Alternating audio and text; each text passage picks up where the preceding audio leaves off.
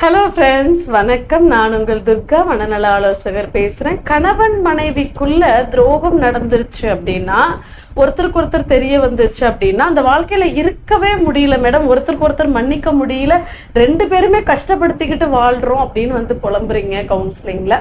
இங்கே ஒரு விஷயம், ரெண்டு பேருமே நாங்கள் பிரிஞ்சிடலான்னு விரும்புகிறோம், நினைக்கிறோம், முடிவு எடுத்துட்டோம் அப்படின்னு சொல்லக்கூடிய நபராக நீங்கள் இருந்தீங்கன்னா, அடுத்த நாளே டிவோர்ஸ் கிடைச்சிருச்சு, பிரிஞ்சிட்டீங்க, நீங்க ஒரு இடத்துக்கு போயிட்டீங்க, அவங்க ஒரு இடத்துக்கு போயிட்டாங்க. லைஃப்ல எல்லா நிம்மதியும் கிடைச்சிருமா? அதை நீங்க கொடுத்த தண்டனை ஆயிடுமா? உங்களுக்கு மனசுக்கு அமைதி கிடைச்சிருமா? அடுத்த நாளே நீங்க ரொட்டீனை ஸ்டார்ட் பண்ணிடுவீங்க, உங்க லைஃப் நல்லா ஆயிடுமா? அப்படின்றதெல்லாம் யோசிச்சிங்கன்னா கண்டிப்பா கிடையாது. எந்த விதமான அவசரமான முடிவுகளுக்கும் முடிவுன்றது நல்லதா அமைய போறதே கிடையாது. அதனால கொஞ்சம் யோசிச்சு பாருங்க. உங்க இரண்டு உறவுன்றது, திருமண உறவுன்றது ஒரு நாள்ல முறிக்கிறதுக்கான முடிவு எடுக்கிறதுக்கான டைம் கிடையாது.